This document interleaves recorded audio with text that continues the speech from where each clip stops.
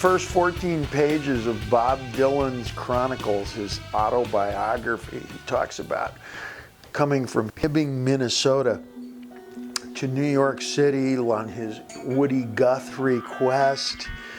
And his very first gig was Manny Roth's Cafe Wha.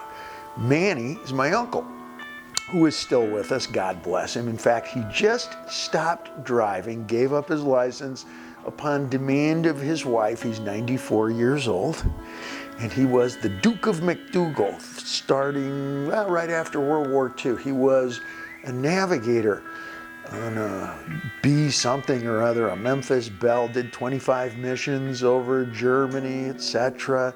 The classic black and white movie story, then hitchhiked from rural Newcastle, Indiana, where I started growing up, to New York City, to the Village during the time just before the beatniks were kicking in. Downtown was always the land for the anarchist and the political left wing, the liberal, the decisively outer edge, those who live in the margin. Suikoren, like it says in Japanese, the water margin, those who live on the outsides of society but contribute the most of it. However, the Cafe Wha itself has that name for a very specific reason. Manny and my Aunt Judy, who is now in her 80s and lives up in Northern California, started the coffee shop in a time when the mayor and the constabulary determined that this was a subversive element, as they do about every 10 summers or so, and took away everybody's cabaret and liquor licenses so that you couldn't drink and you couldn't dance, because they were having poetry readings and political confabs and things like folk music. Who even knew what that, ethnic music, who even knew what ethnic meant? I'm still not sure, but I like it. Oh yeah, keeping in mind that this was during the same time period that the series Ad Men is taking place. Just imagine those characters as played by my parents, Nathan and Sybil Roth. That time period is when the Cafe Wha really kicked in, the jazz era.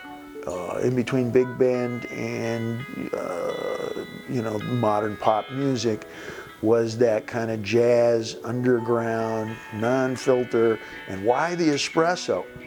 Why are these coffee shops? Because they lost their liquor licenses to the mayor at the time. I don't know who it was, but right wing versus left wing.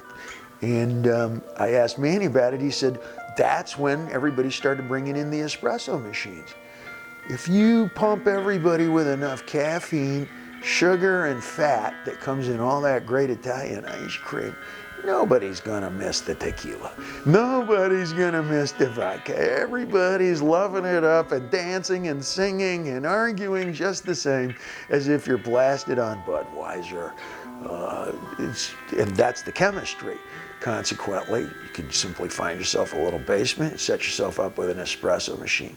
Cafe Wha was named Wha after my grandmother, the old Russian Jewish immigrant, came to the United States in 1913 from Russia, farm woman, made her living with Grandpa Joe, started off with a combination general store for the farmers before the Depression. Of course, this was World War I time. Sold beer by the pail for, I think, 4 cents. At night, it became a public house where my uncles, the brothers, grew up. And she never really learned a whole lot of English. Her favorite expression was a really sarcasm dialed up to the level of stun, was, "Wow!" I started hearing that as a kid with, "Grandma, what do you think of my Beatle haircut?" "Wow!" She controlled her whole universe with that single syllable. Manny had just figured out, his basement there, and had a lot of old furniture. You could spend the night, as he tells the story.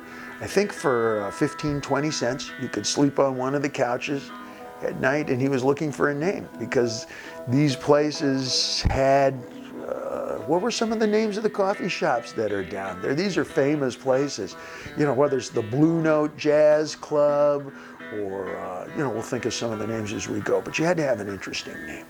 And he would ask, you know, each individual one night, as the story goes, from each easy chair to each torn, you know, raggedy couch, what should we call our new coffee place, our new collecting house?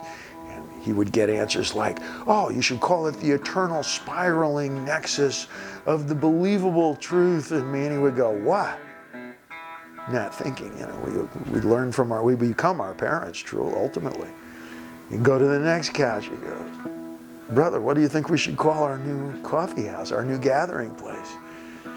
You should call it not really like a name. It should be like a symbol that could only be drawn, but only be drawn in the air by those who, what? And then you begin to see the shape and the symmetry of my own personal sense of humor. Decide it, what? A lot of you already are looking at the computer screen going, what? Well, many of you are decidedly downtown and you're characterizing the syllable with, what the fuck? Which again is very fucking New York. Big hand for Uncle Manny off to the side over there. Love you, Manny.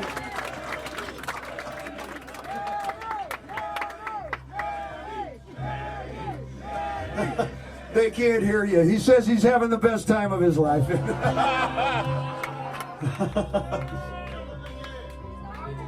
Anyways, it's full circle, yo. Remember Manny telling me about, most proudly, when first time I walked in here, about the marble floor that you're standing on. He said it took him a year to lay that marble floor. On the last phone call, he's bragged about that marble floor again. This is a temple. This is a very special place. And I am more nervous about this gig than I would ever be at the Garden.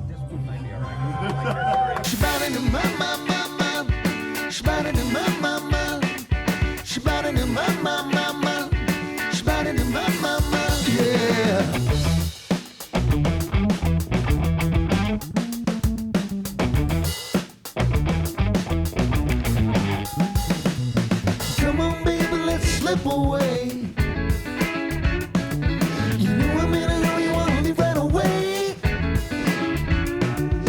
Don't make sense if it ain't the real thing. 'Cause nothing but the real thing makes my heart sing.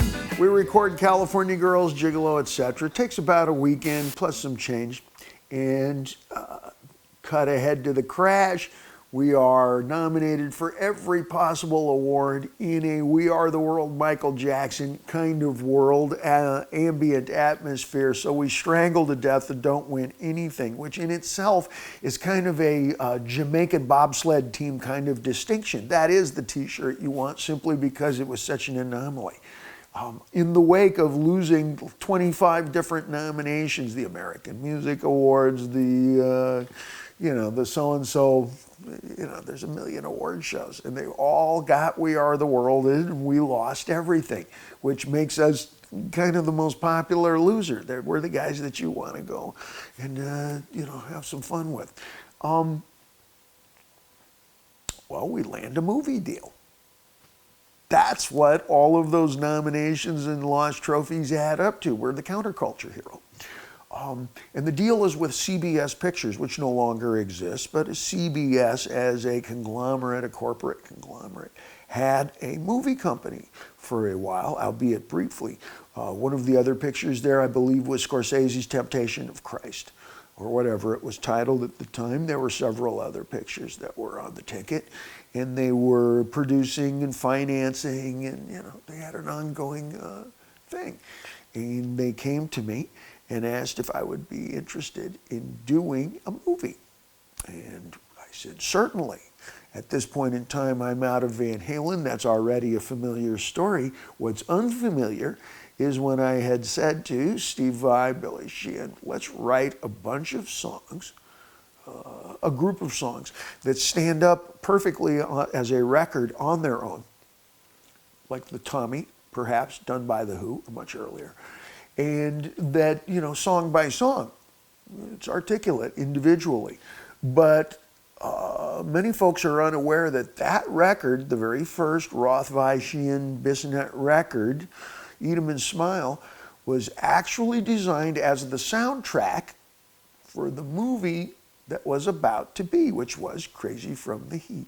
Goin Crazy on that album is actually the title song. That's the credits song. Oh, it's all starting to make some kind of symmetrical sense now. Yes. Each one of those songs was a production number. There was going to be a song and a dance and a babe and a noise and a car chase and a gunfight and a bikini and, you know, an indelicate house blend of all the aforementioned as frequently as availably possible. All of it with redeeming social value.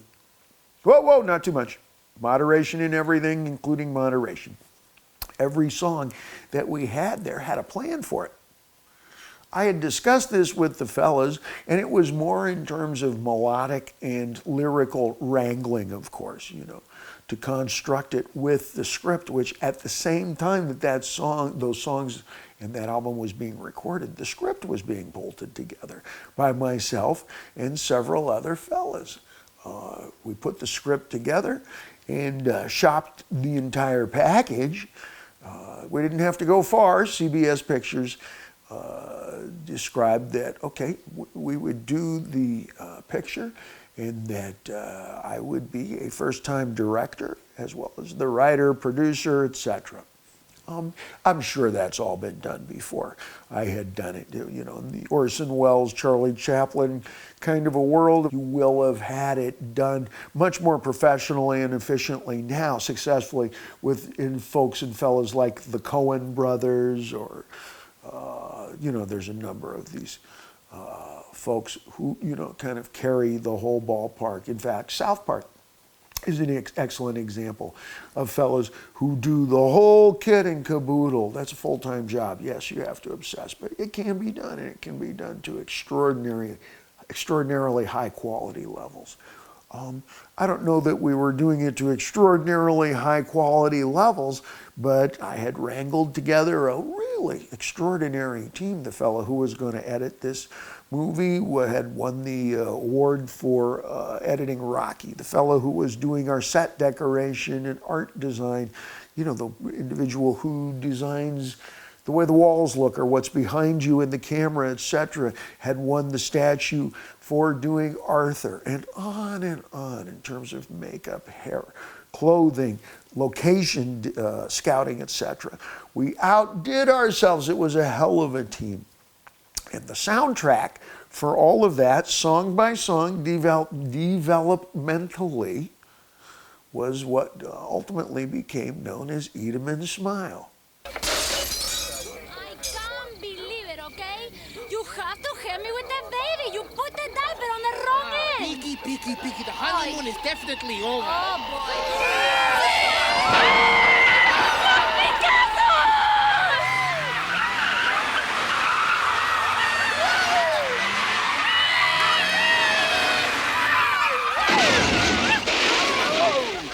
Hey, take it easy, will ya? You already spent more time in driving school than you did in high school. What do you know about high school except that you were voted most likely to explode? Oh, sure. Mr. Honor student. Yes, Your Honor. No, Your Honor. No contest, Your Honor. Nice tie, Your Honor. Hey! No, not again. Hey, don't forget to lock it. No. Don't forget to lock it. No. Hey, I need some change for the meter. Hey, where you going? Nice heart.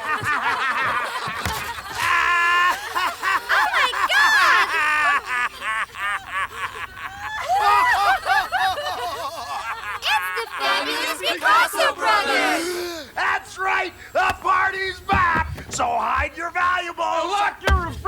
later. Forget about it. Mr. Picasso, What do you want? excuse the personal question, but aren't there some places you can't quite reach with a washcloth? Get out! Hey, Mr. Picasso, you look great. You lose some weight. No, I gained 80 pounds! Hey, no fooling. Where you hiding it? Hey, you got some advice for my girls? Oh, yeah. Try the quad burger over at Earth's.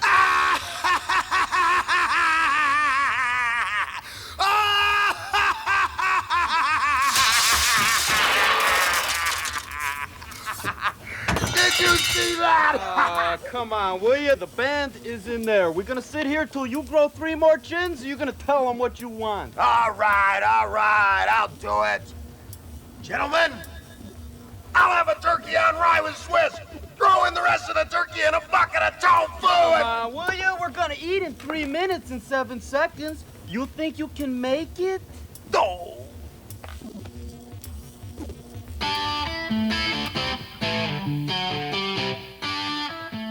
They say clothes make the man. These certainly made me. They made me a 100% authentic, organic, not tested on animals. Prices may vary. Leave it to Beaver, motherfucker, homegrown, made in America, rock star. Say what you will about my clothes, but they do say rock star. And yours? Well, here I'm rolling down another sunny highway. Been in the sun too long. I'm blowing coconuts, but at least I'm going my way. I'll probably be here when the sun goes down. I wanna live it up, wanna quit my job. Tell the boss to go to hell. I ain't complaining, you do the best with what you got. I know you're laughing 'cause it's easy to tell. I'm going crazy, going crazy.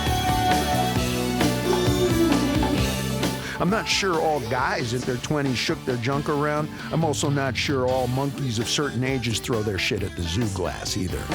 Got drunk and fell into the water. That big policeman wasn't laughing, didn't blink an eye. He said you're messing with the mayor's daughter. Don't tell me give it up, too busy getting down. I learned my lessons well. You get it going, boy, you don't ever stop. I see you smiling 'cause it's easy to tell. I'm going crazy, going crazy. Ooh, rubber heat.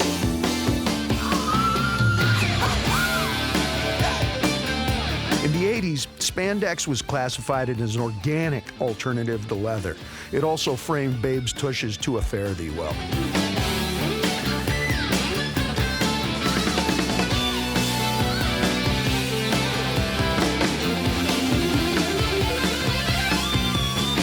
Things change. What was spandex are now bib overalls sometimes. Wild hair is now a little shorter. And what were magic shoes are now weather-resistant, muck-lucking shit kickers that don't have a creamy magic carpet right center anymore because no one fucking carries them. Going crazy, going crazy. Run the heat. Going crazy, going crazy. Run the heat. On a personal note, I feel fairly confident saying that these were some of the best times in my life, not the times on stage that my dad most envied about me.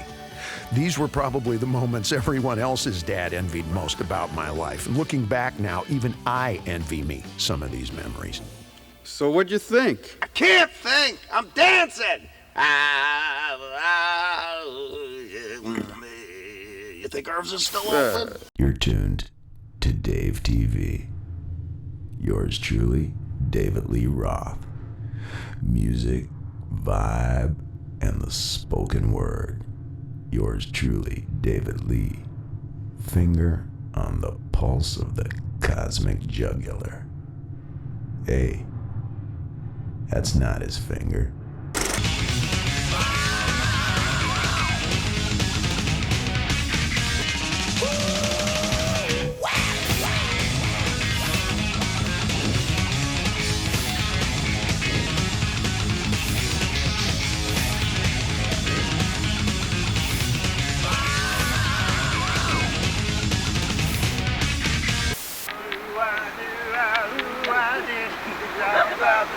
from New York. He's so fine. So fine. Dark boy from old New Guinea. Lights, camera, action, there's a star up on your door.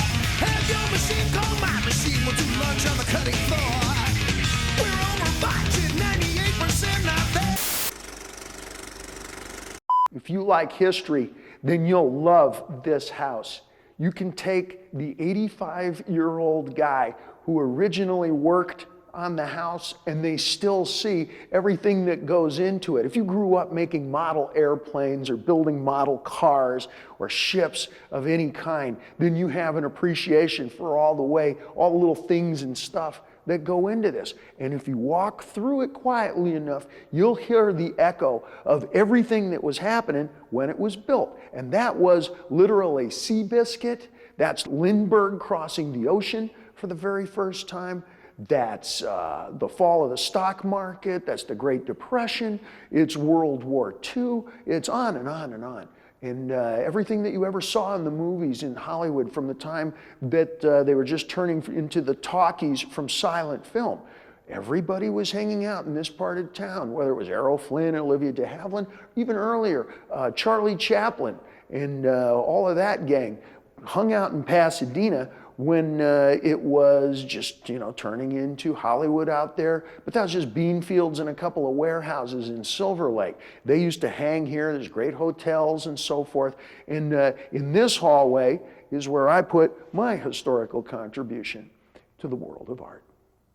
This is a gift from a fan that showed up backstage in Detroit back in the early 80s. And you would think, how could you possibly ship something like this? I'll show you. I think it was my 30th birthday or whatever. And she sent it in a box. We thought it was a missile or something like this. Luckily, it was pre-terrorist times. But I turned him into an art project here. As you can see, he's kind of underway. And I don't know if our cameraman here can zoom in, and you can see these are kabuki kind of faces that I'm starting to sketch out there. Are you zooming on in there, Greg? Like so. And then here, turn them around on the side like so.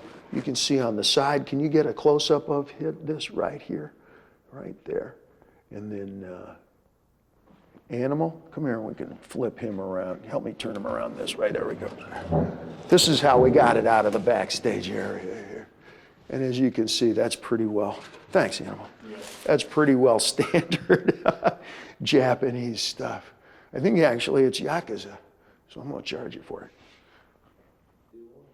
What you're looking at is actually used to be my car. This is an Opel Kadett station wagon, a 1969. Zoom back a little bit there, Greg.